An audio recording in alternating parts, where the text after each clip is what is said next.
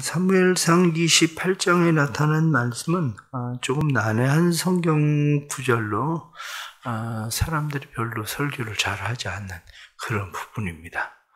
왜냐하면 자체 설교를 잘못하면 이상한 설교를 할 수 있게 되는 성경을 오해시키는 그러한 일들이 되기 때문에 설교를 잘하지 않는 부분이기도 한데, 오늘 28장에 나타난 전체적인 말씀은 블레셋 사람들이 이스라엘을 공격하게 됩니다. 블레셋이 이스라엘을 공격하게 되니까 사울이 다급해지니까 두려움 가운데서 신접한 여자를 찾아가서 그에게 사무엘을 불러 올리게 하죠.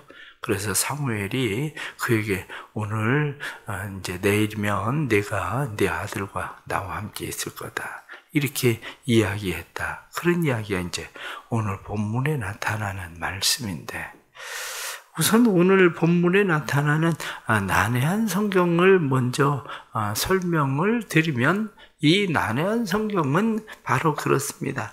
난해한 오늘 성경 말씀은 신접한 여자, 엔돌의 신접한 여자가 사무엘의 영을 불러올렸다, 그런 이야기죠. 그런데 이것이 성경에 나타난 이 말씀이 사실일까라고 하는 이야기인 거죠. 성경을 볼 때 우리가 늘 주의해야 되는 게 바로 그런 겁니다.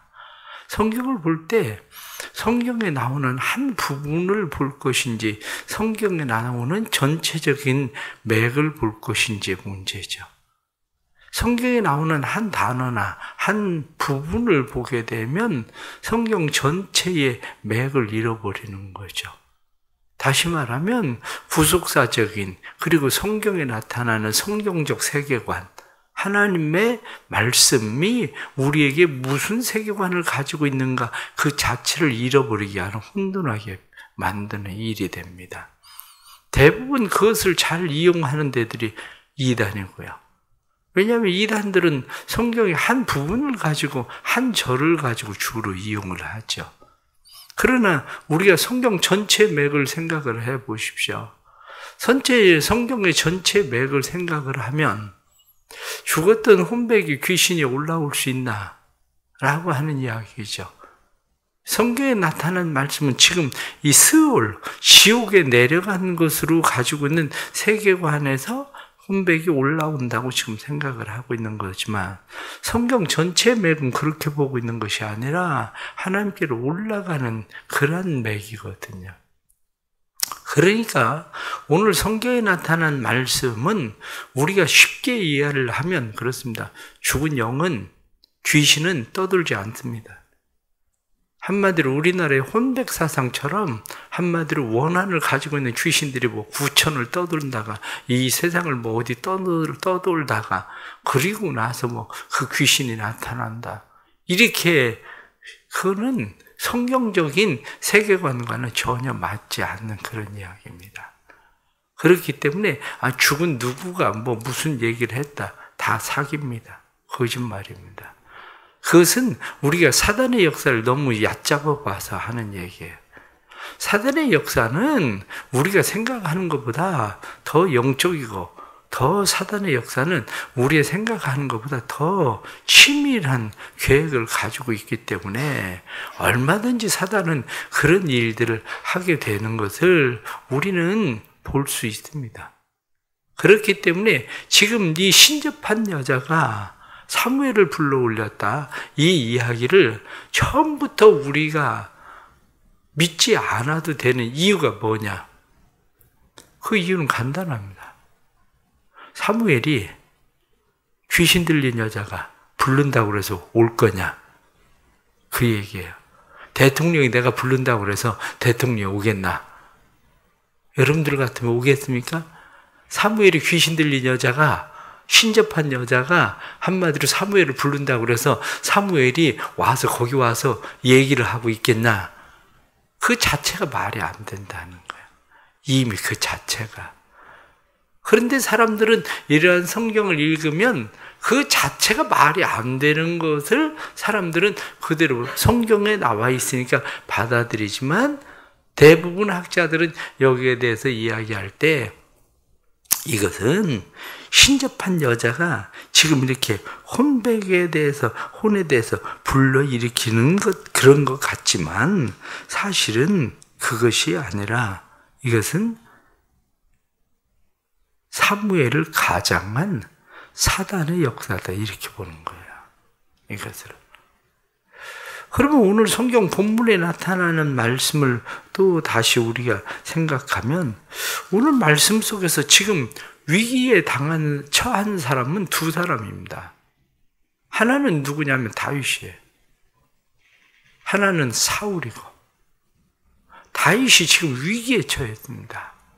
왜냐하면 블레셋 사람들이 전쟁을 하러 나가면서 다윗에게 이야기하기를 너도 같이 가야 된다. 너도 같이 가서 큰 공적을 세워라. 그러면 내가 너를 내 머리를 지키는 자, 한마디로 내 호위 대장을 삼겠다. 이렇게 이야기하는 거죠. 지금 다윗은 굉장한 곤경에 처해 있습니다. 전쟁에 나가서 블레셋을 쳐, 블레셋과 함께 이스라엘을 친다? 그러면 다윗은 이스라엘의 왕이 되는 일이 끝나는 일입니다. 여러분들 같으면 블레셋과 함께 이스라엘을 공격해서 이스라엘의 사람들을 죽이고 현격한 공을 세우고 어느 날 다윗이 나타나서 내가 이제 이스라엘의 왕이 되겠다. 그러면 왕을 삼겠습니까? 지금 다윗은 곤경에 처해 있는 상황이에요. 사울은 어떻습니까? 사울도 곤경에 처해 있어요. 블레셋 사람들이 몰려오는데 마음 가운데 오늘 5절 말씀 보면 사울이 블레셋 사람들의 군대를 보고 두려워서 그의 마음이 크게 떨린지라 두려움에 가득했어요. 또 성경의 15절 말씀 보면 나는 심히 다급하니이다. 마음이 다급해졌어요. 지금 곤경에 처해 있다는 이야기죠. 사람이 살아가면서 곤경에 처합니다. 그런데 곤경에 처할 때에 우리는 이 어떻게 곤경을 벗어날 것인가? 바로 그거예요. 곤경을 벗어나는 방법. 그런데 하나님의 은혜입니다. 곤경을 벗어나는 방법은.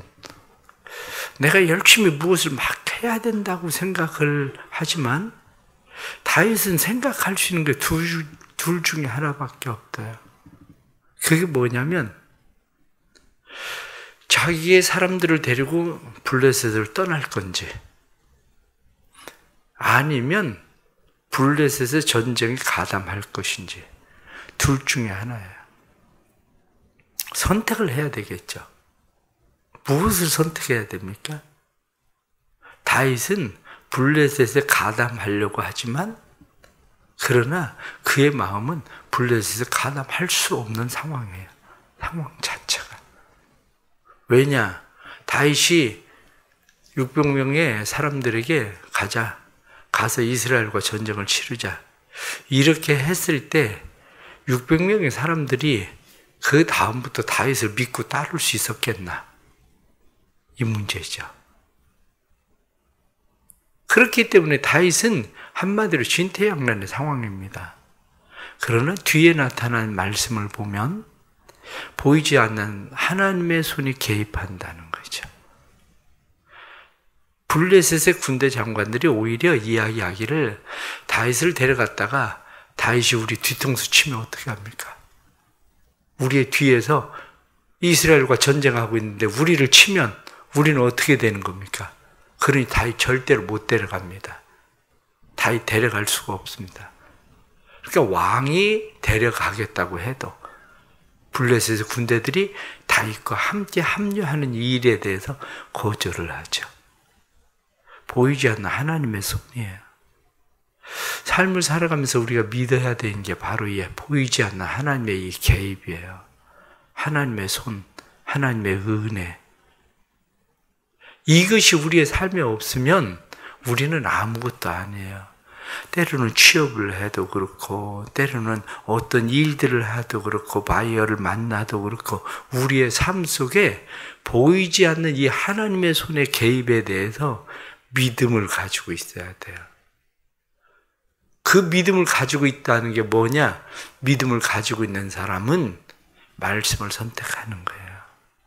상황이 어떠하든지 말씀을 선택하는 일이에요. 그런데 사울은 어떻습니까? 오늘 사울을 나타난 말씀 보니까 7절 말씀에 신하들에게 이르기를 나를 위하여 이렇게 이야기하며 나를 위해서 신접한 여자를 찾으라.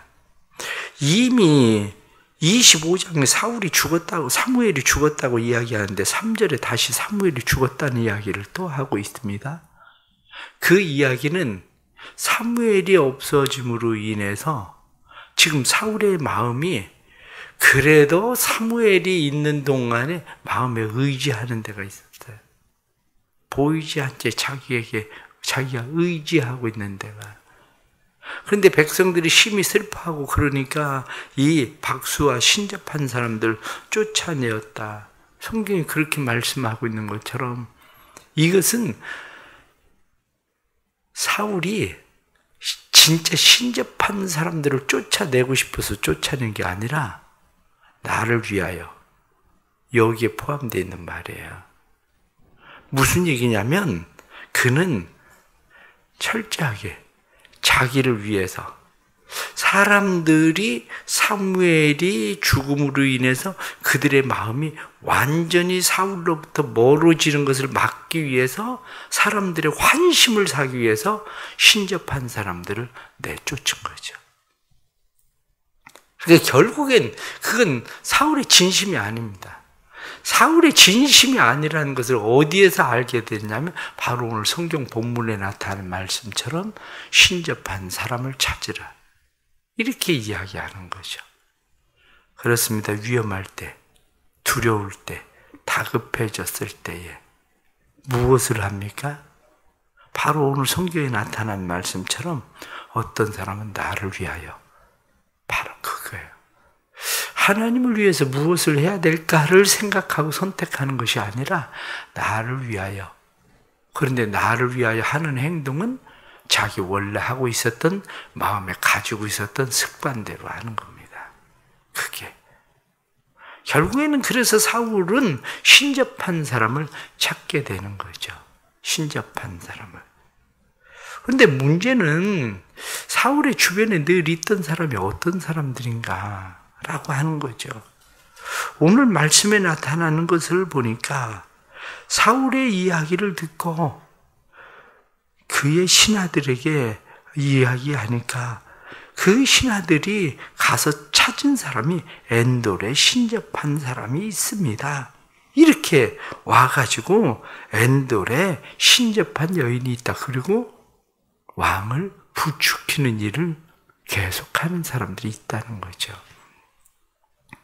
여러분들이 잘못된 일을 선택할 때에 그것을 바르게 잡아줄 사람이 있습니까?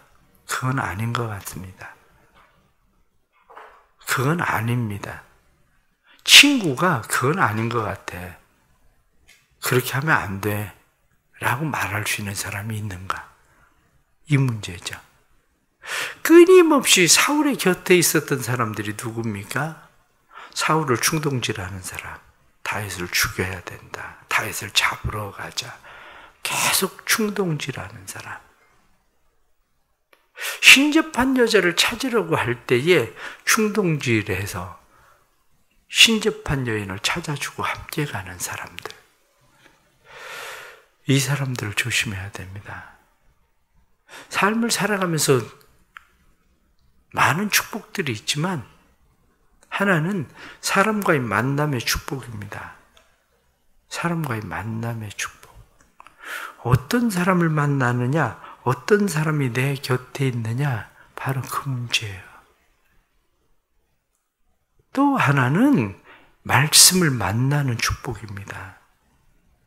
왜 말씀을 만나는 축복이 중요하냐? 말씀을 만나는 축복은 사무엘을 통해서 사울이 듣기를 원하고 있는 것이 무슨 얘기일 것 같습니까? 사무엘을 통해서 이미 말씀이 계속 사무엘에게 너 하나님께서 왕을 잘랐어.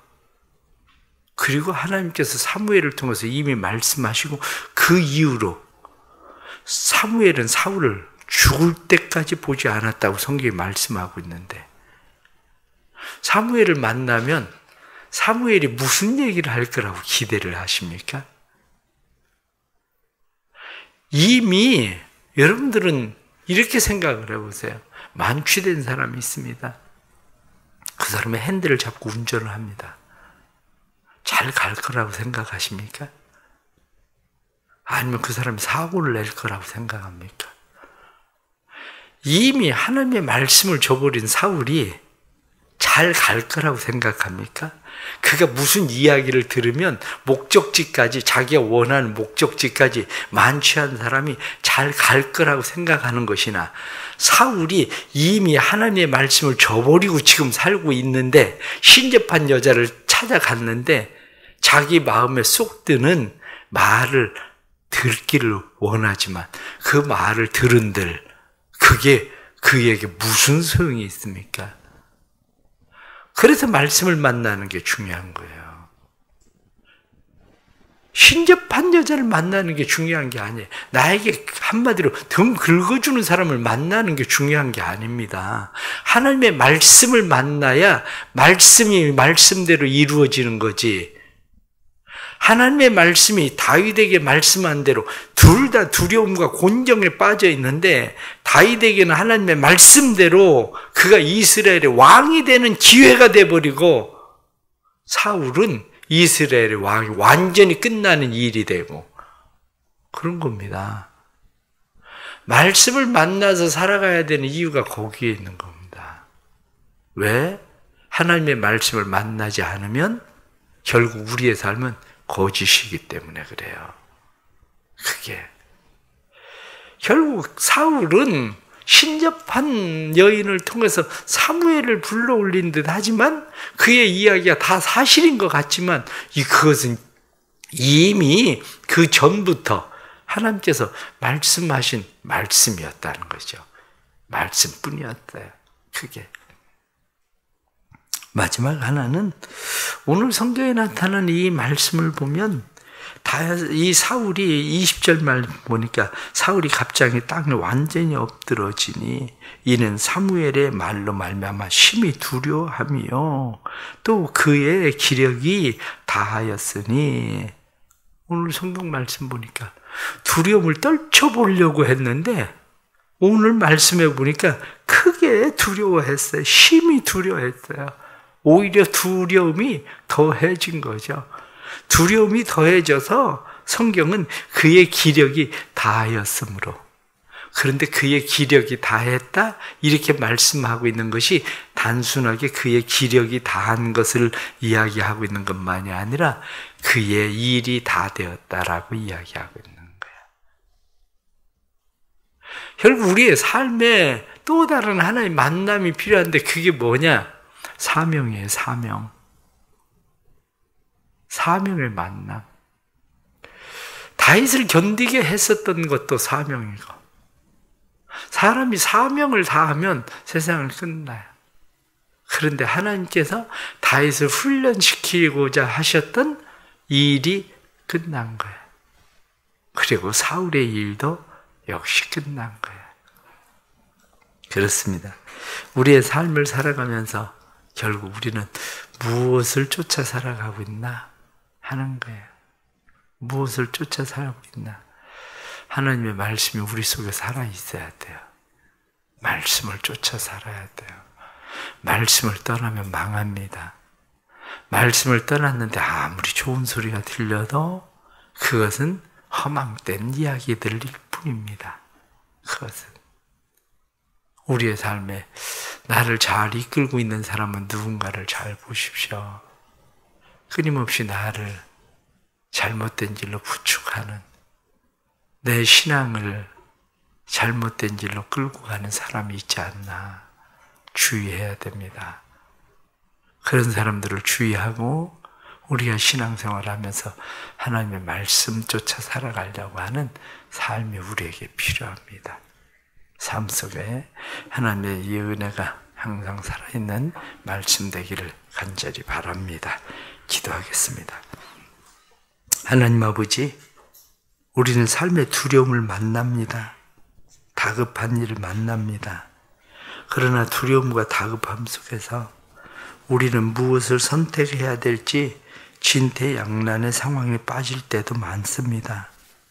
그럴 때 우리는 나를 위하여 무엇을 해야 되는지 우리는 생각할 때가 많습니다. 결국엔 나를 위해서 신접한 여자를 찾던 사울처럼 하나님, 우리가 어리석고 망령된 일을 행하는 그러한 일들이 많습니다. 주님 도와주옵소서. 하나님의 때를 잘 볼 줄 알게 해주시고 기다릴 줄 알게 해주시고 하나님의 은혜를 구할 줄 알게 해주셔서 하나님의 손이 우리를 도우시는, 보이지 않는 하나님의 손을 경험하며 살아가는 삶이 될 수 있도록 은혜 베풀어 주옵소서. 위급하고 당황할 때에 잘못된 은혜를 구하지 않게 하시고 지극히 인간적인 방법을 선택하지 않게 해주시고 하나님의 말씀을 쫓아 말씀을 선택하고 말씀을 따라가는 믿음이 우리 앞에 있도록 하나님 도와주옵소서. 우리의 상황들을 벗어날 수 있는 것은 우리의 힘으로는 할 수 없음을 고백합니다. 다윗에게 보이지 않는 하나님의 손이 역사하던 것처럼 우리의 삶 속에도 보이지 않는 하나님의 손의 역사하심을 경험하도록 은혜 베풀어 주옵소서. 살아놓은 성도들을 주의 이름으로 축복합니다. 성도들이 말씀 쫓아 살게 해 주옵소서.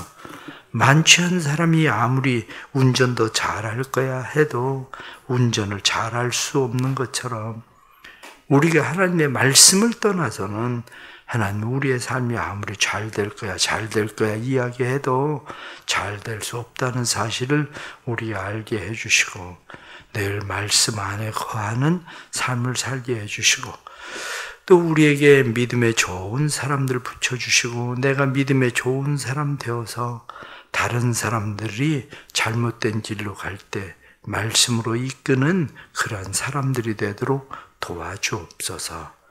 코로나19가 다시 또 만연합니다. 이러한 가운데서 하나님 은혜 베풀어 주시고 또 하나님께서 이 나라를 지켜주셔서 주의 은혜 가운데 나라가 온전히 세워지게 하시는 은혜 베풀어 주옵소서. 나라를 안전하게 잘 지켜주시고 특별히 교회를 안전하게 잘 지켜주셔서 성경학교나 수련회에 대한 두려움들이 없도록 도와주옵소서. 사랑하는 성도들에게 수련회나 그리고 또한 우리 성경학교에 대한 두려움 없이 또 우리의 자녀들 잘 지켜주시는 하나님의 은혜를 경험할 수 있도록 도와주옵소서.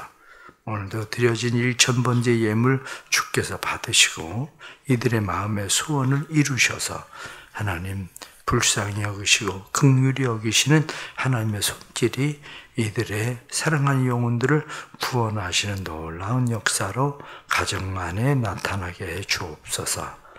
예수님의 이름 받들어 기도드리옵나이다. 아멘.